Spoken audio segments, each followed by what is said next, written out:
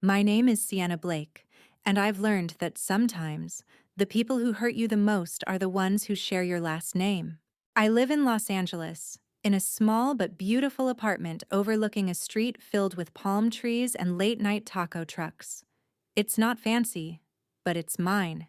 Every piece of it paid for with my own hands, my own sleepless nights, and my own ambition. I thought I'd left the need for my family's approval behind, until I got the call. It was a Thursday morning when my phone rang. I was finishing my coffee, half dressed for work, when I saw the name flashing on the screen. Mom. That name still carried weight, the kind that could stop my heartbeat for a second. "Hey, Mom," I answered, trying to sound cheerful. There was a pause, the kind she always used before delivering bad news wrapped in politeness. "Sienna, honey," she said softly, "I wanted to talk to you about the wedding." I froze. The wedding. My little sister Hannah was getting married next month. To the perfect man, according to Mom. The engagement had been all over her Facebook feed. Sparkling ring, champagne smiles, and matching golden retrievers. But my invitation hadn't arrived. I laughed nervously. "Oh, so, what about the wedding?" "Well," Mom's tone dropped to a whisper like she was confessing a secret. "Sweetheart, we've decided it might be better if you didn't come." I blinked. "I'm sorry, what?" "It's not personal," she rushed to add. "It's just, Hannah wants everything to be elegant, and, the guest list is very limited. She doesn't want any unnecessary distractions." Unnecessary distractions. That's what I was now. A distraction. I gripped the phone tighter. "Mom, I'm her sister." "I know, darling, but you've always been a little unpredictable. We just want this day to be perfect." Unpredictable. That was her code word for not like us. You see, my family has always been about image. My parents built their lives around how things looked, not how they felt. Matching outfits for Christmas, picture-perfect dinners, gossip about who bought what car or who was moving up in life. I never fit into that world. I worked in event management. Long hours, messy schedules, always hustling from one client to the next. I didn't own a house. I didn't have a diamond on my finger. But I had something they never noticed: drive. I tried to keep my voice steady. "So let me get this straight. I'm not invited because I'll embarrass you?" Mom sighed. "Oh, don't say it like that. It's just, Hannah's fiancé comes from a very wealthy family, and we don't want them to think—" "To think what?" I interrupted, my throat tightening. "That your older daughter isn't good enough?" There was silence. A long, telling silence. Then she whispered, "You know how people can be, Sienna. Please don't make this harder than it needs to be." Click, the line went dead. For a full minute, I just stared at my reflection in the dark phone screen. I wasn't angry. Not yet. Just hollow. It wasn't the first time I'd been the embarrassment. When I dropped out of college to start my business, they called it a phase. When I failed my first big client, they called it proof. And when I finally succeeded, when my small event agency started growing, they never once said they were proud. That night, I sat on my balcony, watching the city lights flicker below. My chest felt tight, but my mind was on fire. I thought about Hannah, her perfect smile, her curated Instagram life, the way she always looked down on me with pity disguised as concern. "You'll find your path someday, Sienna," she used to say. Not everyone is meant to be extraordinary. And now she was marrying into a rich family, probably thinking she'd finally outshined her ordinary sister forever. I let out a bitter laugh, but something inside me shifted that night. Maybe it was anger. Maybe it was clarity. But one thought echoed louder than all the pain in my chest. If they think I'll embarrass them, maybe I should show them just how wrong they are. The next morning, I walked into my office, a modest building with white walls, warm light, and my company's name etched in silver on the glass: Aurora Events. We had just signed a new high-profile client, the Crystal Gardens, one of LA's most luxurious wedding venues. My assistant, Leah, greeted me with her usual smile. "Morning, boss. You're gonna want to see this. The Blake wedding just confirmed their final payment for Crystal Gardens. I froze. The Blake wedding? I repeated. She nodded. Yeah, Hannah Blake. Big celebrity crowd, apparently. You know them? I forced a smile. Yeah, Leah, I said softly. I know them. And as I stared at the contract on my desk, my sister's wedding contract, something in me clicked into place. They didn't want me at the wedding? Fine. But I was going to be there anyway, just not as a guest, as their host. I didn't cry that night. I thought I would. But instead, I just sat there in my tiny apartment, staring at the flickering light from my laptop screen. My mom's words echoed over and over. You'll embarrass us, Sienna. Just stay home. It hurt more than I wanted to admit. I kept thinking, how did we even get here? I used to be the golden child, top of my class, full scholarship to UCLA. My parents bragged about me to everyone, but one wrong business partner, one failed startup, and suddenly, I became the family shame. That night, I opened an old folder, Dream Projects. Inside were dozens of ideas I'd written back when I still believed I could change my life. Luxury events, experience design, hospitality. My dream had always been to create moments people never forget, and that's when something inside me clicked. If my family thought I was a failure, fine. I'd build something so big, so powerful, that the next time they saw me, they'd have to look up. The next morning, I called my best friend, Tara. Tara was one of those people who never judged me for failing. She picked up instantly. Tara. Okay, your text said emergency. You sound like you're about to burn something down. Me. Not yet, but I'm about to start something. Tara. That tone scares me. What happened? Me. My family uninvited me to my sister's wedding, said I'd embarrass them. Tara. Wow. Okay, so what's the plan? Me. I'm going to make them wish they never said that. Tara laughed, but she knew me well enough to hear the steel behind my voice. 2 months later, I walked into a small office space downtown. It smelled like dust and coffee. The sign on the door read, Silverlight Experiences, Event Design and Management. It was mine. I had no clients, no employees, just a laptop, a $5,000 loan, and a dream that burned like wildfire. The first few months were brutal. I worked from sunrise to midnight. Cold calls, rejections, tears in the bathroom. But little by little, something started to shift. A small catering company hired me, then a startup launch, then a celebrity's private dinner. By the end of the year, Silverlight wasn't just surviving, it was shining. 3 years later, my name wasn't Sienna Blake, the family failure, anymore. It was Sienna Blake, founder and CEO of Silverlight Events, the fastest-growing luxury event brand in Los Angeles. I had 25 employees, 2 offices, and a waiting list that stretched for months. My work appeared in magazines. Influencers posted about my designs. And then, one day, an email landed in my inbox. Subject, Wedding Booking Inquiry, from Olivia Blake. My heart stopped. My sister. I opened the email slowly, reading every word.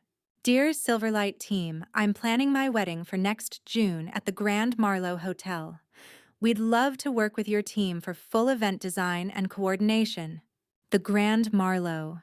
That was my venue. I had bought into the management company last year, quietly becoming one of its major partners. I leaned back in my chair, heart pounding. The same sister who told me I wasn't good enough to attend her wedding was now begging my company to host it. I smiled for the first time in a long while. This wasn't just business. This was destiny. I called Tara that night. Me. You're not gonna believe who just emailed us. Tara. Who? Me. Olivia. Tara. Your sister? Oh, this is good. Please tell me you're not replying yet. Me. Of course not. I'm going to let the team handle it first. They don't even know she's my sister. Tara. You're planning something, aren't you? Me.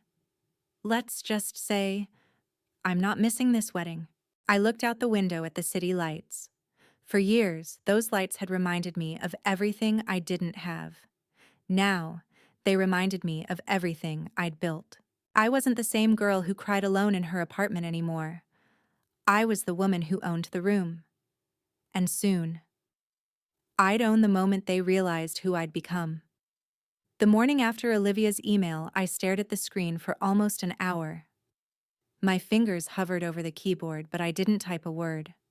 Part of me wanted to hit reply with a simple message. Hi, Olivia, I'll see you soon. But I didn't. Revenge, real revenge, requires patience. So I called my assistant Maya and forwarded her the email. Me. Add this client to the premium list. Make sure she gets the best service. I'll oversee this one personally. Maya. Got it. Should I note anything specific about the client? Me. Yes. Treat her like royalty. Maya smiled, not realizing the irony. That week, the team started preparing proposals, mood boards, and concept sketches. I watched them work while sipping my coffee, silent, almost cold. Every color palette, every flower arrangement, it all felt like a quiet symphony of revenge playing in the background.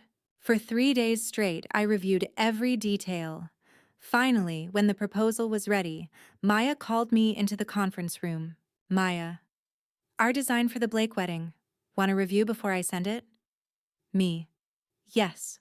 She opened the presentation, and there it was. Olivia's dream wedding. Soft ivory tones, golden accents, rooftop ceremony under the Los Angeles sunset. It was perfect. And it would all happen in my building. 2 days later, Olivia and my mother came to the first meeting at Silverlight HQ. I had to bite the inside of my cheek to hide my smile. I didn't sit with them. I watched from the adjacent room through the glass divider, pretending to be busy. Olivia looked radiant, as always. Perfect hair, designer clothes, her confidence filling the space like perfume. My mother, sitting beside her, looked proud, chatting animatedly with my staff. When Maya entered the room to greet them, Olivia said, Olivia, we've heard so many good things about your company. It's really the best in LA, right? Maya. Thank you. Ms. Blake will be thrilled to hear that. Olivia. Oh, the owner? Maybe we'll meet her later. Maya smiled. Maybe. If only they knew the owner was watching from the next room, heart racing, torn between rage and satisfaction. After they left, I walked into the now empty room. The scent of Olivia's perfume still lingered in the air. It hit me harder than I expected. For a second, I almost felt that old ache again, the desperate need for their approval. But then I looked around at the polished floors, the Silverlight logo gleaming on the wall, and I remembered.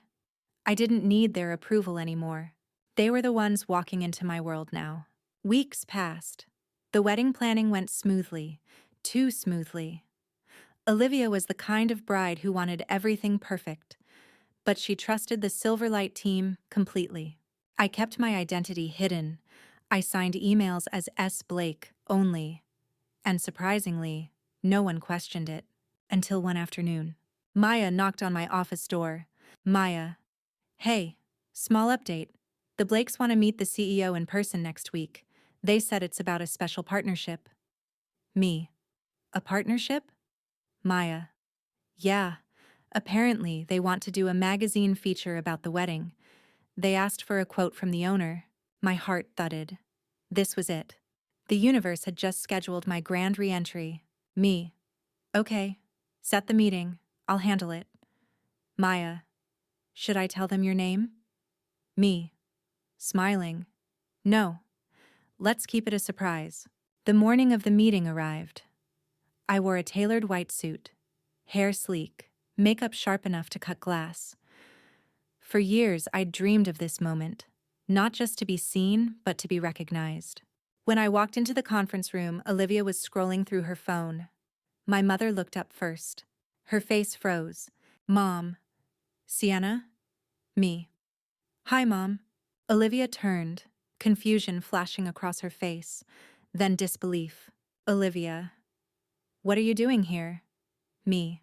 Well, I smiled. You said I shouldn't come to the wedding, but you invited me anyway.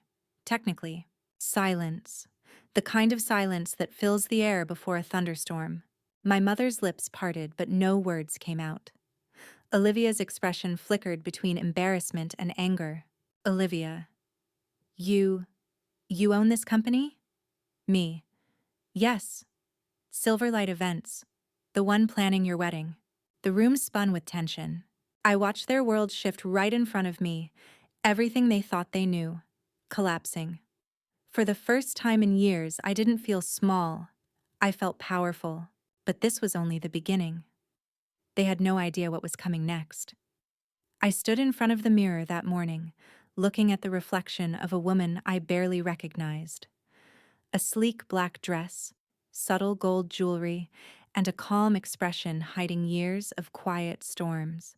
It was the day of my sister's wedding, and the day of my quiet revenge. The venue, Elysium Gardens, was buzzing with preparation.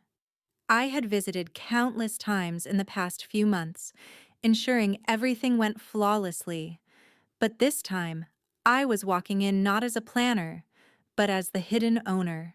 As I arrived, the morning sun painted the Los Angeles sky gold. The staff greeted me with smiles and subtle nods. They all knew who I truly was. "Good morning, Ms. Blake. Everything's ready for the Wilson wedding," my assistant Clara whispered. "Perfect," I replied softly. "Let's make sure the bride gets the royal treatment she wanted." Inside, the decorations sparkled like a dream. Roses, crystal chandeliers, and an orchestra rehearsing a classical tune. My sister Layla wanted perfection, and perfection I would deliver, with a twist. I walked past the main hall, unnoticed for now. Layla was in the bridal suite, getting her makeup done. I could hear her laugh. That same sharp laugh that once cut through my confidence. "Mom, make sure no one weird shows up today. I don't want her ruining my pictures," Layla said through the door. "Of course, darling," Mom replied. "Sienna wouldn't dare. She knows her place." Their words hit me like tiny shards of glass. Not painful anymore, just sharp enough to remind me why I was here. I smiled. "Oh, I know my place," I whispered to myself. Right at the top. Hours passed, and the ceremony began. Guests filled the grand hall, snapping photos, complimenting the decor, my decor. Layla walked down the aisle, radiant in her designer gown, her smile practiced and perfect. Mom stood proud beside her, glowing with satisfaction. And I watched from the back, unseen, my heart oddly calm. As the officiant spoke, my mind drifted to the years behind me, the nights I worked double shifts, the endless rejection letters, the quiet meals eaten alone while they toasted to Layla's promotions and my failed dreams. All of it led to this moment. When the ceremony ended, guests moved to the reception area. The band played soft jazz, champagne flowed, and laughter filled the air. It was time. I stepped forward. Clara gave me a discreet nod, the signal. The microphone near the stage flickered on, and I walked toward it with slow, confident steps. "Good evening, everyone," I began, my voice calm but clear. "I'm Sienna Blake, your host tonight." The crowd went silent. Layla froze mid-laugh. Mom's smile vanished. "I wanted to personally thank you all for celebrating this beautiful occasion at Elysium Gardens, a place very close to my heart." I paused, letting the tension rise. Because, as of this year, I am proud to say, I own it. A wave of whispers rippled through the room. Cameras turned toward me. Layla's eyes widened in disbelief. "What?" she stammered. You're lying." "Oh, I wouldn't dare ruin your pictures with a lie," I said softly, smiling. "This venue, your dream venue, is mine." Mom's face went pale. "Sienna, what have you done?" "Nothing," I said, my tone even. "I just worked hard, the way you told me I never could." The silence that followed was deliciously heavy.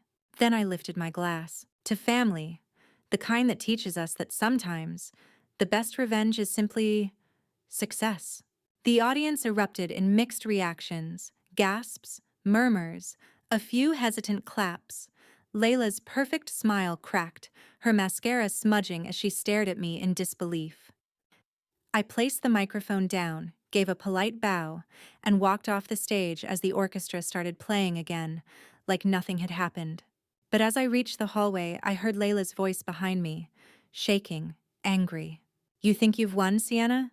This isn't over." I turned slowly, meeting her eyes. "Oh, I'm counting on that," I whispered, and I walked away, the sound of her heels following me into the night. I didn't go home that night. Instead, I sat in my car by the ocean, the sound of waves crashing against the pier blending with the hum of city lights. The adrenaline from the night was fading, leaving behind a hollow ache I couldn't name. Revenge had felt good, intoxicating even. But as the sea breeze cooled my skin, I wondered if I'd just traded one kind of pain for another. My phone buzzed, a message from Layla. "You humiliated me. You'll regret this." I smiled faintly. Typical Layla. Even after everything, she still saw herself as the victim. But what I didn't expect was what came next. The following morning, the internet was ablaze. Someone had leaked photos from the wedding. My reveal. Layla's stunned face, Mom's expression frozen in shock. A clip of my speech was already going viral under the hashtag #OurSisterRevenge. Thousands of comments poured in. Iconic. She's a legend. That's how you deal with toxic family. For the first time in my life, the world was on my side. But not everyone was cheering. My inbox flooded with messages, reporters, investors, even old college acquaintances suddenly remembering my name. And then, a message from my mother. "Sienna, how could you do this to us? Layla is devastated. You've ruined her special day." I stared at the screen, then typed slowly. "You ruined mine years ago, Mom. Every time you made me feel like I wasn't enough. This was the day I took it back." I hit send. No more holding back. A week later, Elysium Gardens was booked solid. Everyone wanted the wedding that broke the internet. My silent investment was now the most sought-after venue in Los Angeles. But behind the success, there was noise. Rumors. Envy. Pressure. Layla had been calling nonstop, sometimes crying, sometimes threatening to sue for emotional damage. I ignored her. Until one afternoon, Clara walked into my office, her expression tight. "Sienna, you should see this." She placed a tablet in front of me. On the screen was a headline. "Bride's sister sabotages wedding, hidden motive behind viral video." I scrolled through the article. Layla had given an interview, claiming I'd planned everything out of jealousy, that I'd stolen her fiancé years ago, that I was mentally unstable. My chest tightened. That was the problem with revenge. Once you start the fire, you can't control how far it spreads. The calls started again. Investors wanting answers, clients demanding reassurance. My hard-earned image was crumbling under Layla's lies. I slammed my laptop shut. Enough. That night, I went to see Layla. Her house was quiet, the garden lights flickering in the dark. She opened the door, mascara smudged, eyes red. "You shouldn't be here," she said coldly. "Neither should you in my life," I shot back. "But here we are," she laughed bitterly. "You got what you wanted. Everyone hates me now. Are you happy?" "No," I said softly, "because that was never the point." She stared, confused. "The point was never to ruin you, Layla. It was to make you see me." For a moment, silence. Then her voice cracked. "I did see you, Sienna. You were always the one I couldn't live up to. That stopped me." "What?" She looked down, tears spilling. "You worked hard. You built things. You never needed anyone. Mom always compared me to you. I just hid it better. So when she said you couldn't come to my wedding, I didn't fight it. I just wanted one thing that was mine." The confession hit me harder than I expected. Years of resentment between us twisted into something unfamiliar. Pity, even understanding. I exhaled slowly. You hurt me, Layla, but I hurt you too. She nodded. So what now? I thought about it. The fame, the followers, the power. None of it mattered if it cost me the last pieces of who I was. Now, I said quietly, we start over. 2 months later, Layla and I stood together again, not as enemies, but as sisters. We opened a new event brand together, one that focused on honesty, empowerment, and second chances. The media called it the Redemption Project. When reporters asked if our story was real, I smiled and said, everything you saw online was true. But what came after? The forgiveness. That's the part they didn't expect. And for the first time, the applause didn't feel like revenge. It felt like peace. 6 months later, my life looked completely different. The chaos had quieted, the headlines had faded, and for the first time in years, I could breathe without feeling the weight of comparison on my chest. Layla and I were sitting in the courtyard of the Redemption Project, the company we built together from the ashes of our feud.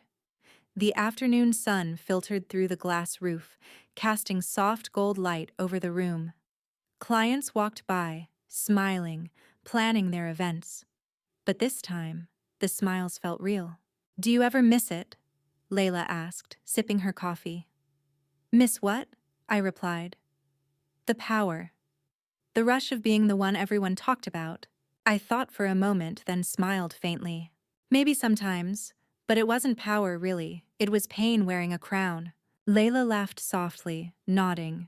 Yeah, I guess we both wore it for too long. Later that day, a young woman named Maren came to meet us, a client planning her wedding. She looked nervous, her hands trembling slightly as she explained that her parents didn't approve of her fiancé. Her story was too familiar. I listened quietly as she spoke. When she finished, I leaned forward and said gently, you don't have to prove your worth to anyone, Maren. Not even family. The moment you stop chasing their approval, that's when you really start living. Tears welled in her eyes. Did that ever happen for you? She asked softly. I smiled. Not bitterly this time, but with warmth. Yes, but it took a lot of pain to get there. Layla reached out and touched my hand under the table, a silent acknowledgement of our journey. That evening, after Maren left, we walked along the edge of the garden. The same spot where our mother once stood proudly on Layla's wedding day. It felt like a lifetime ago. Do you ever think she'll forgive us?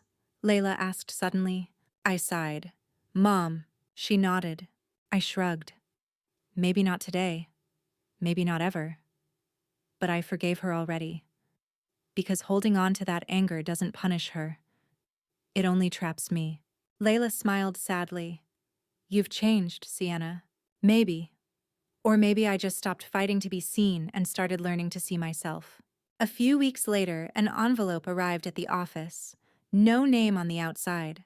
Just my address, written in my mother's familiar handwriting. Inside was a short letter. Sienna, I watched the video of your interview. You looked happy. I can't say I understand everything you've done, but I can see that you've become someone strong. Maybe I was wrong to measure worth the way I did. Mom. I stared at the paper for a long time, the words blurring through the tears I didn't expect. She wrote back, Layla asked quietly when she walked in. I nodded, unable to speak. Layla smiled softly. Then maybe this really is the start of something new. Weeks turned into months, and our business grew beyond what I could have imagined. But it wasn't the success that filled me anymore. It was the peace. I started mentoring young women who felt unseen by their families or trapped by others' expectations. Every time I told my story, I saw their eyes light up, not because of the revenge, but because of the redemption. One day, after a long event, I stood alone on the balcony overlooking the city. The skyline shimmered under the sunset, the same view I used to watch while dreaming of proving them wrong. Now, I didn't need to prove anything. I just needed to be. I whispered softly to the wind. I made it, not because they doubted me, but because I stopped doubting myself. And somewhere deep inside, I could almost hear my younger self, the girl who once cried in her tiny apartment after being uninvited to her sister's wedding, whisper back, "We did it." A small smile curved my lips. For the first time in my life, victory didn't feel like triumph over others. It felt like peace with myself.